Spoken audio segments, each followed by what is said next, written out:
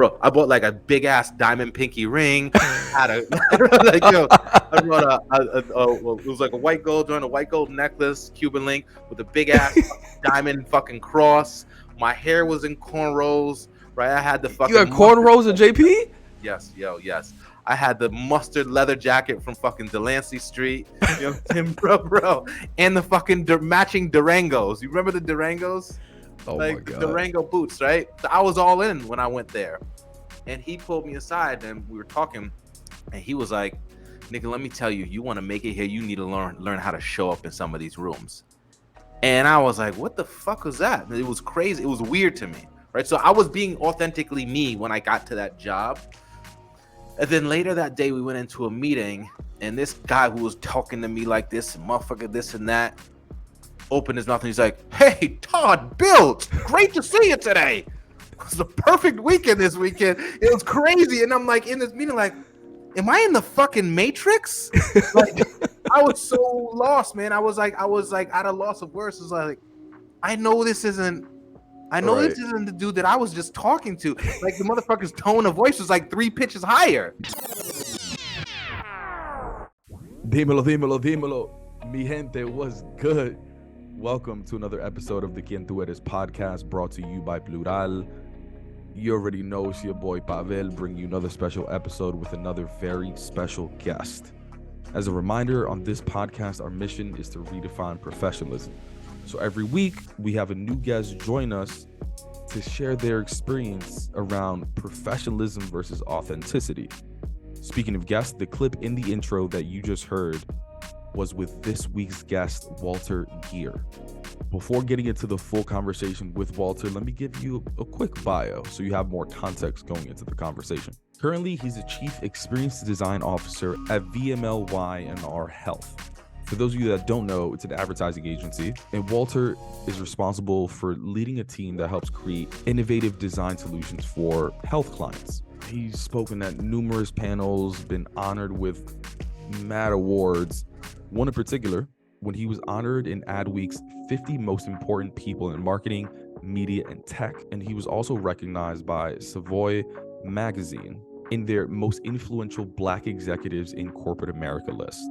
To get Walter's full bio, be sure to check out the show notes for this episode. Now that you have a little bit more context into our guest and today's conversation, let's get into the episode. So let's kick it off where we always do with the word authenticity. Yeah. It's a buzzword, all the companies are saying, but when you hear the word, what does it mean to you? I mean, it's real, man. It's authenticity is, when you were being real, when you were being, transparent, candid, right? When you are coming from a space that is genuine, right? And honest. And I'm going to say humble too, right? Because it takes all of those elements to really kind of be in a moment when you're talking about authenticity, right? It's a tricky thing too, because I think that, let's be real, like a lot of people claim to be authentic, but truly are not. Right. Yeah. So again, like leaning back into, I think, transparency, which is crucial, right? You could talk that talk and then completely be something else when you go someplace else. Yeah. And we'll get into that. Yeah. Was it easy for you to live in that definition where you were growing up? No, I mean, that's a good question. I think when we are younger, we kind of transform into whoever's around us in that moment, right? Because every individual is about wanting to feel accepted to some extent, right? And yeah. I think that, we could go all in on, code switching and whatnot, but that's what like code switching is the most unauthentic shit ever, right? and let's be honest, like everyone has done it at some point in time. You get pulled over, you talk different. You're in a big meeting with a client, right? You assimilate, right? And so, and part of that is all about acceptance, which is, I think, is super unauthentic, right? It's like, because we, again, as a society, yearn to feel accepted, desired, wanted, included, right? And because of all of that, man, we kind of fake the front sometimes. So no, Facts.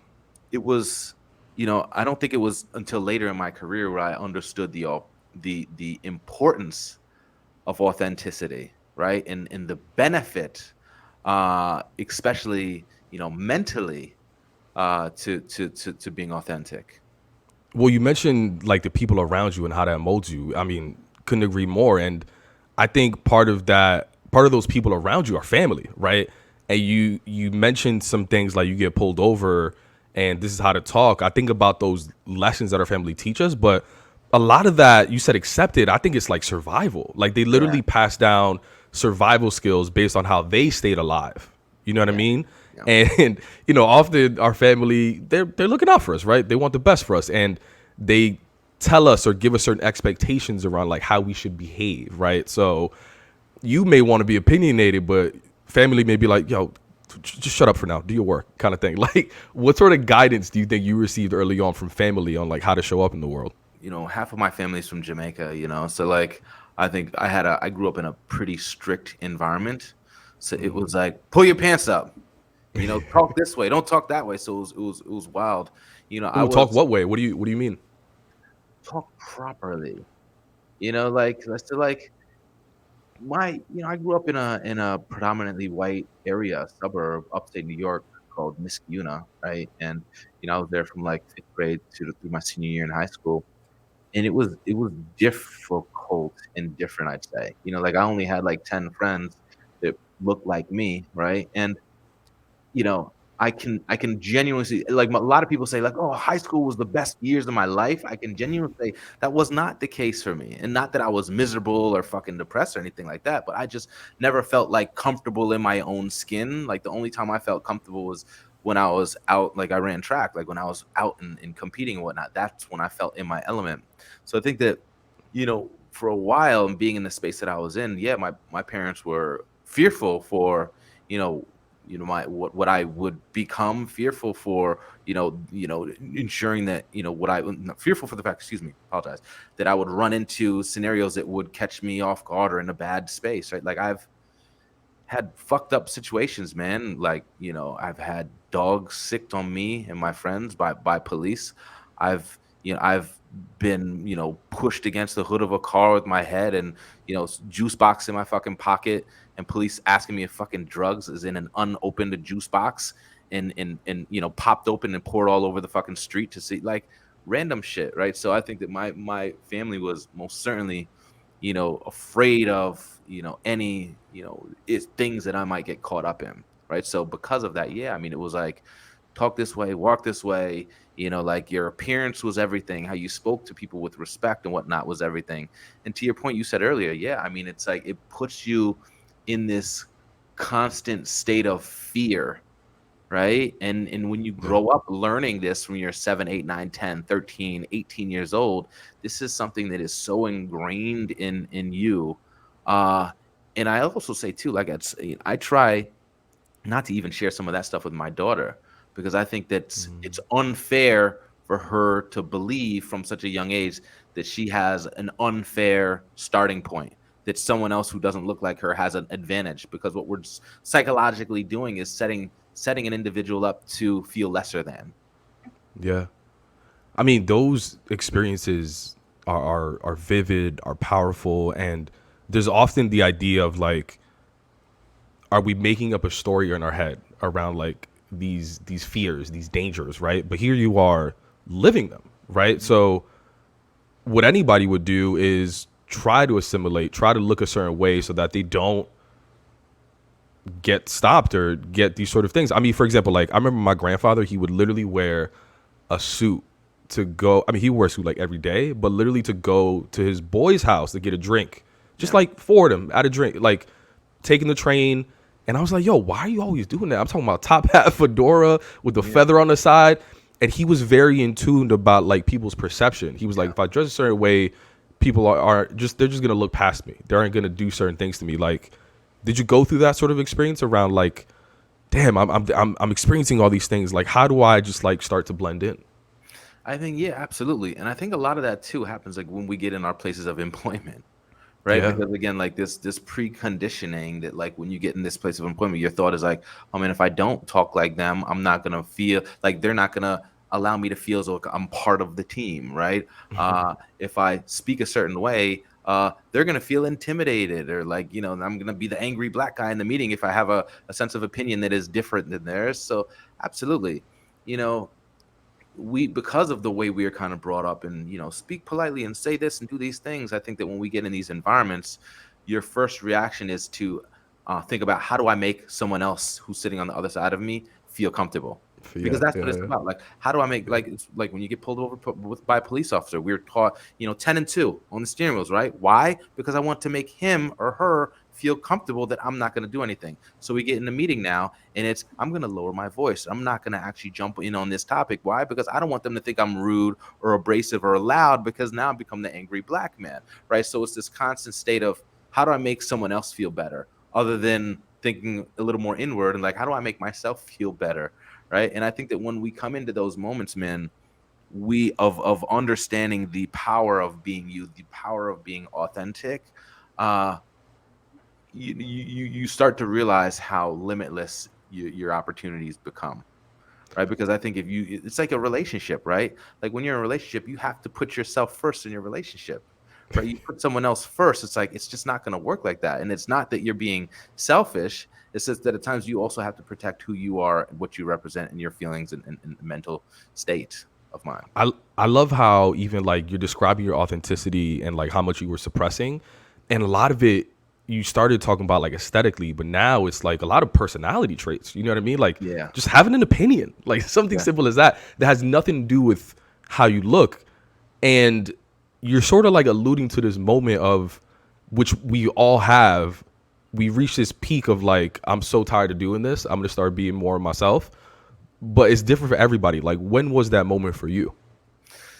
yeah. So when I worked at Viacom, I had this dude, and I talk about it a lot, this guy named Jason Witt, who's my boss. And this white dude would show up in, like, button downs with, like, opened up with like a white t-shirt on and like Converse, and the shit was like, and he would curse in meetings, and it was blowing my mind because I was like super proper and appropriate, and he's like dropping f-bombs in front of clients and like executive leadership, and I'm like, this guy's fucking crazy. But it's crazy. But it's funny because when we talk about like emulating someone else, right? Like, the guy was also one of these guys who could just sell ice to an Eskimo, like that dude, like the Mm. definition. And so I saw a lot of myself in him. I was like, man, like, I want to be myself too. Like, if this dude is showing up as himself and killing it, like, why can't I do that too? So, slowly I kind of started kind of moving my own ways. I like, I was wearing tip shoes and tucking my shirt into work, and I like, it's just crazy, man. Usually, if you Google and see some of my fucking profile headshots, shit is wild, man. Fucking blazer, button down and shit, like super cheesing. But yeah, so like, yeah, Did wait in that example though, like that's important, right? Like you saw representation, but it's interesting. Like the person didn't necessarily look like you. Like, did you no. see anyone that looked like you doing the type of things that he was doing? No, no, no, no. So And was that also like discouraging? Like, give me, yeah. What did that yeah, feel like? It's no, probably I mean, confusing. let me tell you, man, like, I part of why I try to respond to every single person that reaches out to me on social, LinkedIn, Instagram, wherever, is because 99.9% of the time when it was me on the other side trying to reach out to a black executive to ask for advice, to ask for help, to ask a quick question, hey, can you just answer this and tell me this? I would never get a response, right? And that kind of hurt my feelings a bit, right? I'm like, damn, like, I'm just trying to come up, and this motherfucker made it and can't even give me a sentence back. And maybe that's part of me being, selfish or thinking inward, because I also know that, like, leader executives, like, I'm my time, man. I'm like, I'm working around the clock. I'm doing 70, 80 hours. I'm like working at night too. So I don't even know, I don't have a lot of time, but I try to be as responsive as possible. But you know, my first encounters with some of the black executives was a little wild, right? Because even they were telling me that if you're gonna make it, this is how you gotta act. Like when I was at JP Morgan, it was like my second job out of college, up in Boston. I met this guy who was, maybe, I don't know, if I was like 22, he might have been in his like mid to late 50s. And I was super inspired when I saw him walk in the room. I was like, oh, this shit's crazy. He introduced himself to me, and he was like talking like regular, normal, like you and I are talking right now. And then he, but like, I also, like, this was like my first real job after college where I was making like $67,000. I thought I was fucking rich. I He was bought like killing it. I thought I bought like a big ass diamond pinky ring. Had a like yo, I bought well, it was like a white gold joint, a white gold necklace, Cuban link with a big ass diamond fucking cross. My hair was in cornrows, right? I had the You had fucking cornrows at JP? yes, yo, yes. I had the mustard leather jacket from fucking Delancey Street, you know, Tim, bro, and the fucking matching Durangos. You remember the Durangos? Oh my Like the god. Durango boots, right? So I was all in when I went there, and he pulled me aside and we were talking, and he was like, "Nigga, let me tell you, you want to make it here, you need to learn how to show up in some of these rooms." And I was like, "What the fuck was that?" And it was crazy. It was weird to me, right? So I was being authentically me when I got to that job. And then later that day, we went into a meeting, and this guy who was talking to me like this, motherfucker, this and that, opened his mouth and he's like, "Hey, Todd Bills, great to see you today. It was a perfect weekend this weekend. It was crazy." And I'm like in this meeting, like, am I in the fucking Matrix? Like, I was so lost, man. I was like at a loss of words. It's like, I know this isn't. I know Right. this isn't the dude that I was just talking to. Like the motherfucker's tone of voice was like 3 pitches higher, right? And it threw me for a loop, man. And it fucked with me so much that like I literally like in a week's time I was wearing button downs and fucking khakis to work. Like it threw me. So I was like, wow. So in order to be a VP here, this is what I gotta do. Yeah. And maybe I'm coming at this wrong by just showing up as me. Or like I don't know. Like I didn't talk about how I'm supposed to show up and what I'm supposed to wear at work. So it was a wild moment, man. But that for me was like a wild experience. And wait, so Viacom was first, and then it was No. This was like my second job. So I worked at this company called Transworld Entertainment. It's like a music at the time was the largest music distributor in the world. Right. So I was working there for like 6 months, my very first job. JP Morgan came around and I got an opportunity and moved up to Boston for that role. So like I was at that time, I was being me, dressing me, doing me, right? And then I got a little money, so I was acting a little ignorant. Got it. And then you had the example at Viacom that was like it was like another one that was like, oh well, maybe I could go back to what I was doing. Yeah. That's fascinating. I've also had that experience. And it was a white dude too. So that's funny too. It was like a black dude first. And then the white dude was the one, like, yo, no, it's so it was weird. That was weird. I've had some instances like that where like I literally went out with my boy who I was working with on the weekend, and then we get into work and it's Monday morning, so people are like, "How was your weekend?" And like I was like, "I know what you did. I was with you during the weekend." Meanwhile, he's lying, talking about he did laundry all weekend and just like chill with family. I was like, I was with you. Like, why are you lying? So I've had those instances, and it is confusing because like you see somebody, and my boy was like higher up than me, and you see they're also like a blueprint for success. So you're like, if I want to be them, I have to be like them. Yeah. It's wild. But you mentioned that you saw that example at Viacom, and then you started to show a little bit more of yourself. Like, what was that first thing that you started doing that was like, let me see what they think about it? Yeah, I mean, so it's hard because it was a gradual thing. I think the first thing was just relaxing with my clothes. Right? It's funny. So if you look at my Instagram, if you scroll way back down my Instagram, you could see like I'm got like wingtip shoes, button downs, all this shit, and then it goes to like sneakers, right? Like it's a pretty drastic shift. So for me, it was like I just wanted to feel comfortable. So feeling comfortable meant dressing how I normally dress on the weekend, right? And so like, I was doing that, and then I think, gradually it's really funny because he and I worked together there for like a couple 2.5 years. Then we worked again after that. We went over to MySpace together as a group, a bunch of people, and worked there for like another 2.5 years. So like I sat with him for like 4 years, 5 years of my career, and just watching him how he moved in the rooms. I was really emulating his pitch style because that's what's like, damn, this guy is like really selling the shit out of his ideas.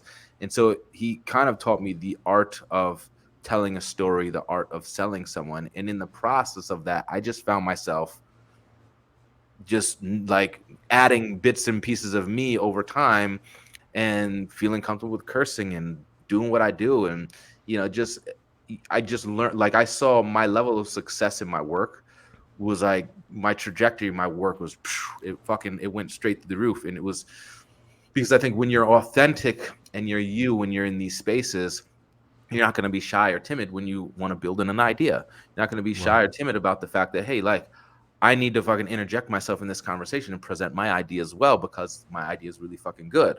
Right. Or being able to assess someone else's work and say, it's not there yet, but let me actually help you make it better, right? And so when you show up, when you know how to show up, when you show up as you, what, like, the work and quality of what you output is can be tremendous. But like when you're not being you, you're spending so much time acting, right, as someone Mhm. else that you can't, it's hard to put your own best foot forward. Facts. I often tell people it's a simple math equation. Like you got 100% of your time. If you're dedicating 50% of it to being an actor, then how can you be your best Yeah. employee, worker, anything? You know what I mean?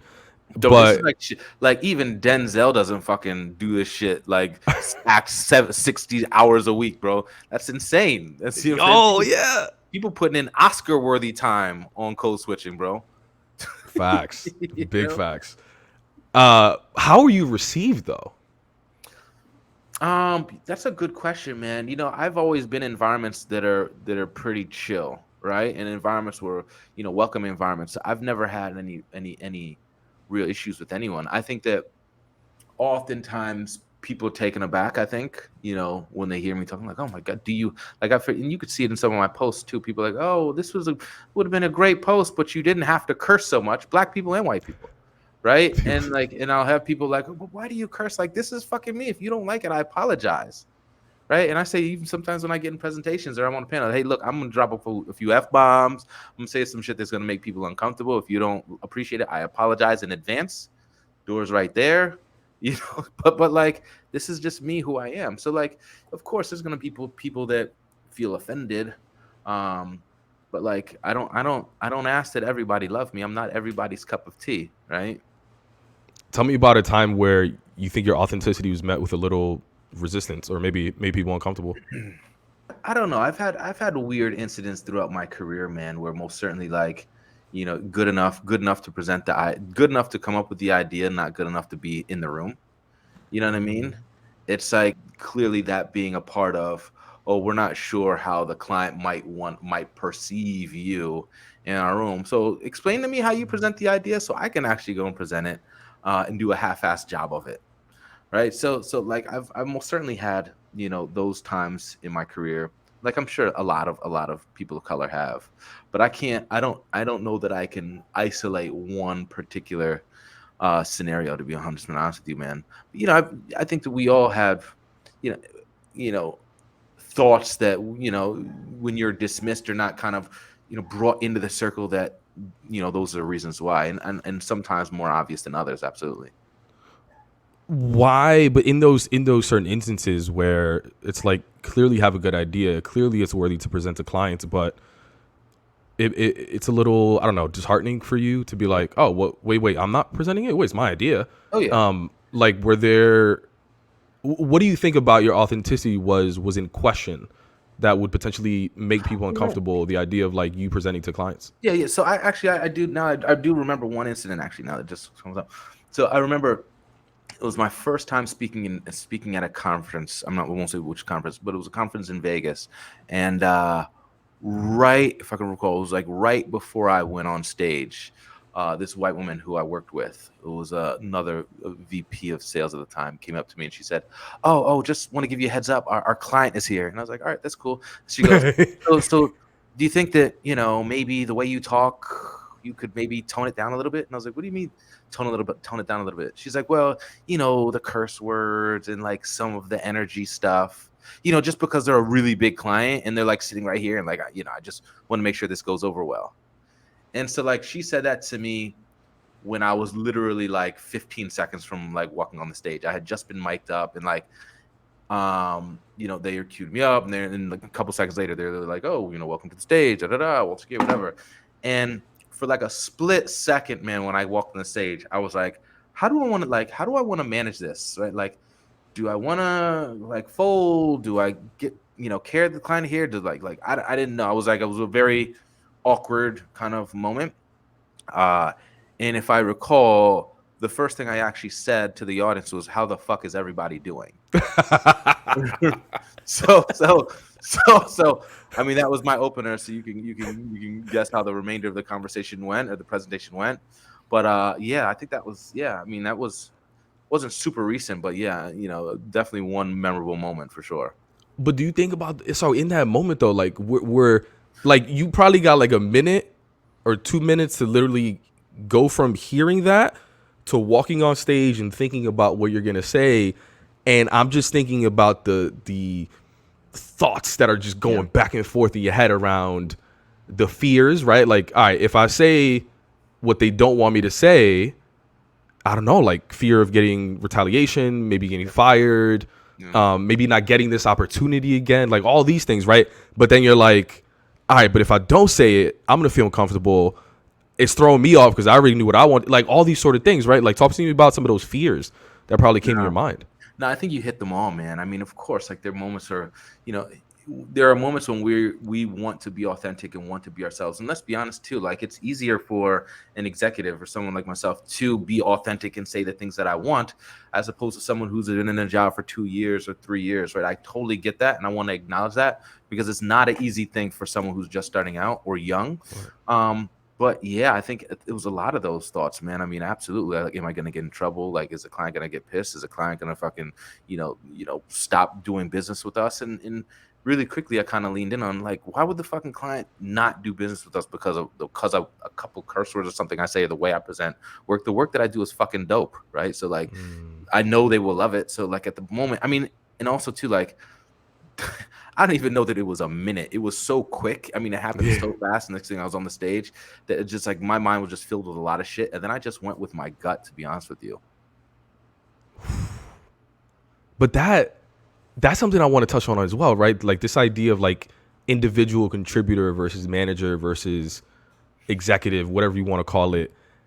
And you said it may be easier if you're an executive to kind of like make those calls because you got a resume to fall back on, right? But at the same time, I'd argue maybe it's a little bit more difficult because in many ways, executives are the face of the company. And I know companies be like, oh, everyone's the face of the company. Not really. Like if you're an executive, like you're more in the press, you're more this and that. You know what I mean? So like you don't think is there more pressure as you move up, or you think it's easier for you as you move up? No, so that's a really good question. I think that there's more pressure to not say dumb shit, right? Or Say dumb shit. do dumb shit, right? Like Kanye type shit on Adidas type shit. You know what I mean? Yeah. You know where I'm going, right? So, like, Yeah. you don't want to say dumb shit, right? But I think that it gets easier.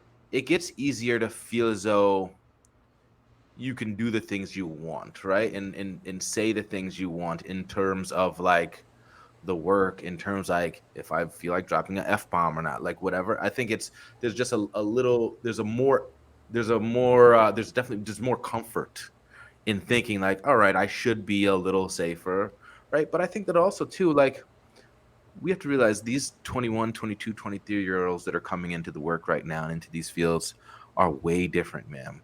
So Like, they're different. they're way different. And I think that they're coming up in a time now where, like, they really get what it means to be authentic. They really get, like, the fact that, like, when they talk about brands and what a brand means, like, it's not just how dope your fucking product is. Like, are you really doing the work behind the scenes? And, like, how are you showing up in culture in a relevant way? And, like, how are you introducing yourself to people like me? And, like, they care about that on a way that, like, we never did, right? Because we were so, like, it was like we were tiptoeing around a lot of that stuff, right? And kind of feeling things out. But they are like fucking bulldozers, right? Coming in. So I think we're gonna see a lot of change, man. It'll be interesting to see over the next, years and decades, and whatnot. But I think that look, why white folks are afraid of executives like me because of things that I have to say and whatnot, and or yourself as well, from the things you bring up in conversations on social. But, like, they're gonna be really scared of, like, the next generation, because they really give two fucks, right? And They they're don't. fucking smart, and they're growing Yeah. up with technology in their fucking hands, and, like, they're the impact I think that they're gonna make is gonna be way beyond what we have made. I agree. It's wild. And it's interesting, like talking about like just dumb shit. Yeah. I think there's it kind of goes into that realm of like things that are taboo to talk about at work kind of thing, right? Like I was on a podcast the other day and they were like, is it unprofessional to talk about politics, right? And I was like, the word politics is interesting because like there's so many things that I just think are just like human rights, Yeah. social issues that I have an opinion on, but other people will consider politics and they tell me not to talk about it, right? But again, like that stuff is scary. But when you say things like Black Lives Matter, like I don't think that's like a political issue. Yeah. But unfortunately it is. But at the same time, there's people probably looking at you as like, Walt, like, can we just talk about advertising? Yeah. Can we like, you're doing too much. You know what I mean? Yeah, absolutely. Yeah, I think that, I mean, again, comfort level, right? I mean, I think people probably expect it. Like, I'm not going to be in here like, so I fucking love what Trump had to say this weekend, right? I mean, it's kind of expected, right?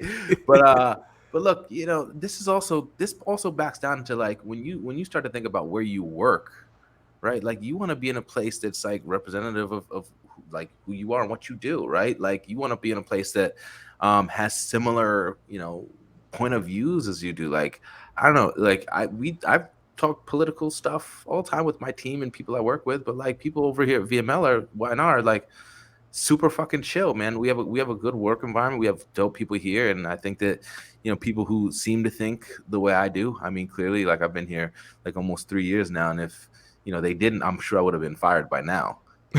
So the shit that I've said online.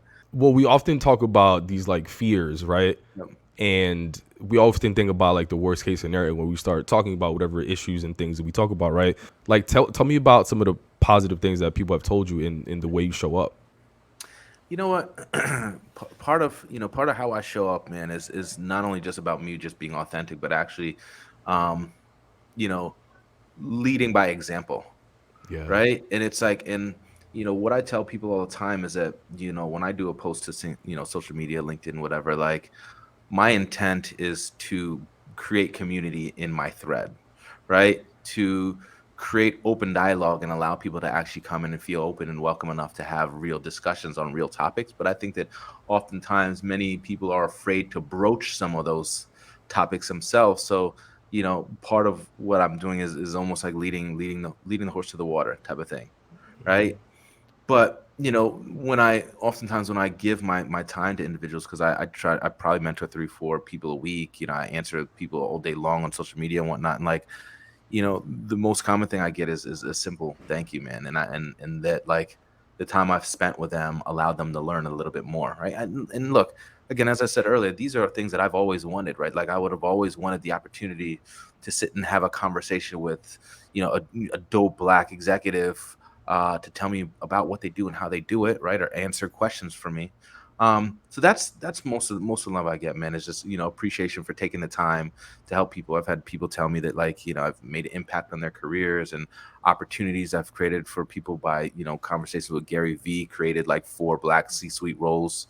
And I was able to meet 1 or 2 of those folks that kind of rolled in those positions, and one thanked me for that opportunity.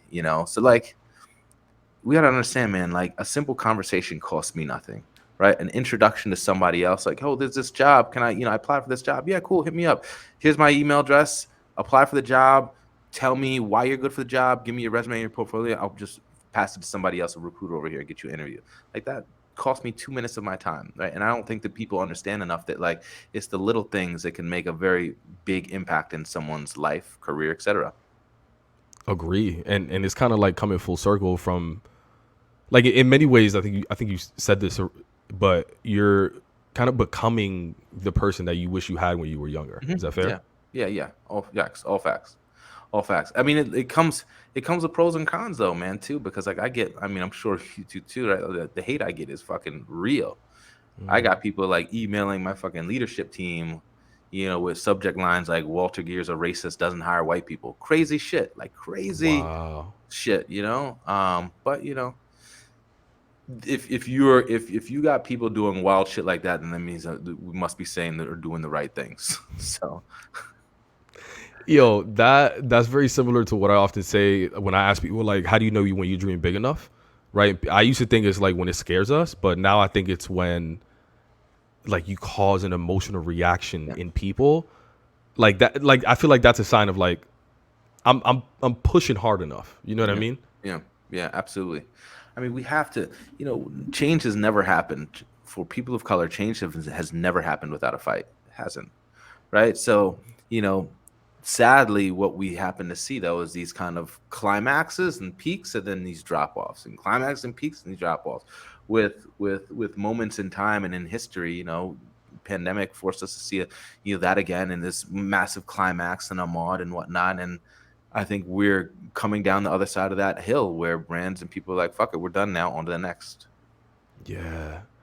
I mean, that's gotta like here you are though, reach level of success, but that's gotta be terrifying though. Like Yeah, it is. around the idea of like, yo, the executive team is getting emails saying X, Y, and Z about me.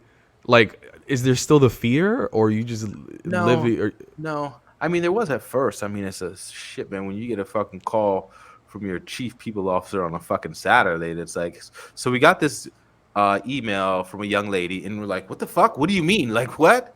And then they go into like what it is, and you're like, fuck. I mean, yeah. At first, it's yeah, it's nerve wracking because I think it was because I was like, damn, is this are these people gonna ride with me on this shit? Like right, we had right. these conversations because I was clear before I started, like one of the before we signed our agreement here and talking to John and everyone here and Linda, who's our head of recruitment. I was like, hey, look, like please look through all my social media first, make sure that we are really good and everybody's really comfortable with the things that I say.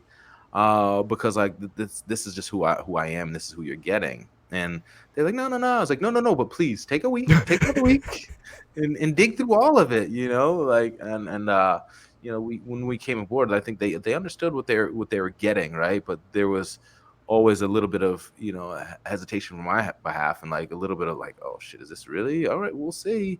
And then when that type of stuff hit, and they were like, nah, we got you. It's good. This is some craziness. Don't worry about it. Like it definitely put me at ease for sure. It probably even helps you in your job because like if you weren't at ease, you wouldn't be able to do the things you do as Oh well yeah, because you absolutely. have to worry about all those things in the back of your head. That's safety. Absolutely, absolutely, and also too, like it to your point, like it comes through in the work, right? When you have these type of atmospheres, that people feel safe and comfortable in. Like, you know, I got a campaign that's going to be coming out at the end of the summer, and I don't want to kind of talk about it yet, but like a pretty massive brand tackling a really fucking big issue around Black people in health. And I tell you, I was working with my creative team, we strategy team. We had some Black people and people of color on that strategy team. The creative team was literally all white, right? And dope creatives, but I was like, man, this is gonna be tricky because like we do have a good handful of Black creatives here, but they're at the time when we got this project, none of them were available. So we did, first round of work came through, and while I get that they cared about the work and they put their best foot forward, it was like super light touch shit. And I could very easily get that, like, all right, they're really timid and afraid to tackle this topic. So mid conversation, I kind of just stopped everyone and was like, hey, look, let's go back to the drawing board. Let's come back in 24 hours. And what I'm gonna do is this. I want you all to know that if you are doing this work and you don't feel uncomfortable, then you're not doing a proper job of the work, right? If you are doing this work and you understand this space, you will know that like there are things that are gonna feel like you write it down on paper. It's like, I don't know if this is right. You're probably headed the right direction. And I want you to also know that when we have this next presentation tomorrow and you guys walk me through the work, I am giving you the freedom to say the things that you want, right? And understanding that you are going to stumble and make some mistakes. And that is okay because this is going to be a safe space. So you could say shit that you're uncertain about. I will correct you if that needs to be done.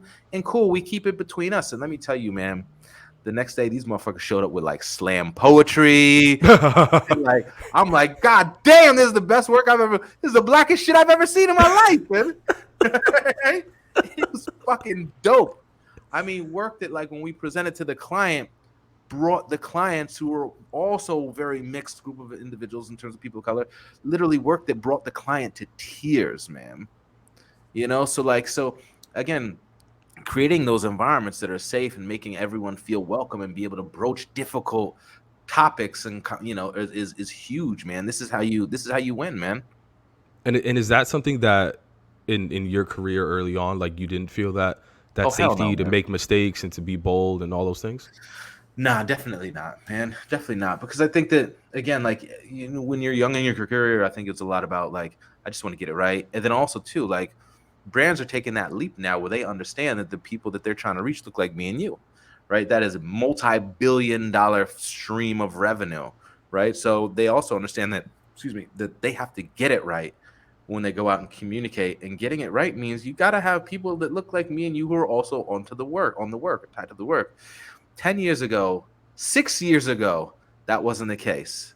So when we saw some stuff where you're doing some work for a dope brand and like, yo, I got this really cool ass idea, I don't know if they're gonna rock with it because only people that like me are gonna get it and understand it, then we back off.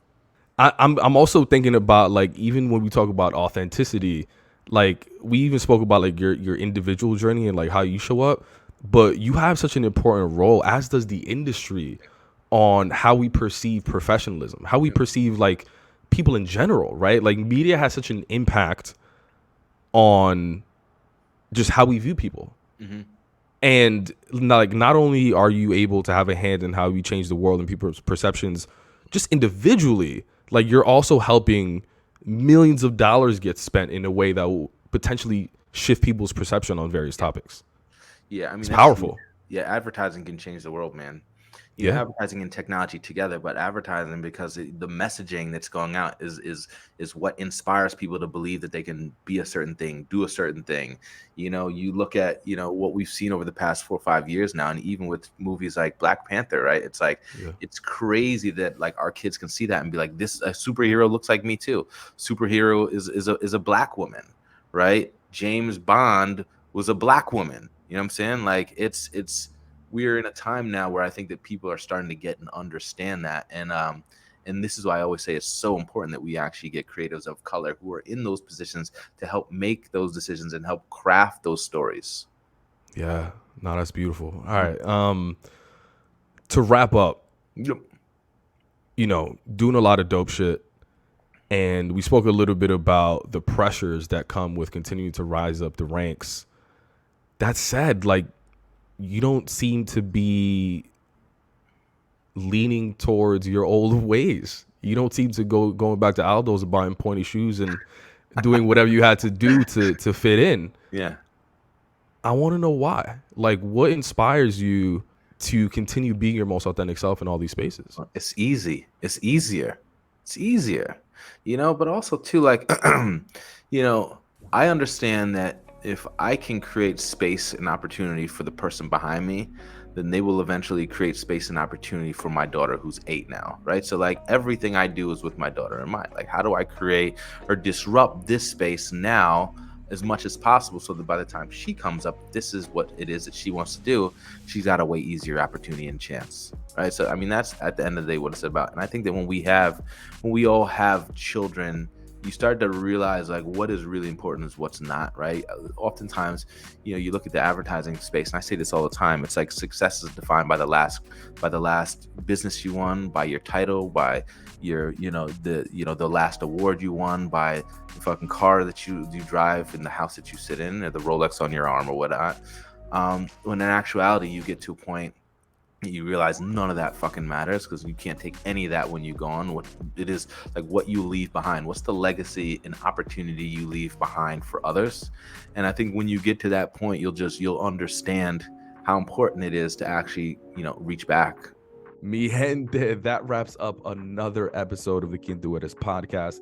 If you enjoyed what you heard, please do us a favor, like, share, comment, leave a rating and review. The only way that we're going to redefine professionalism is by ensuring that these stories and experiences get heard by more people. Your engagement is going to help us do just that. Thank you. See you next time.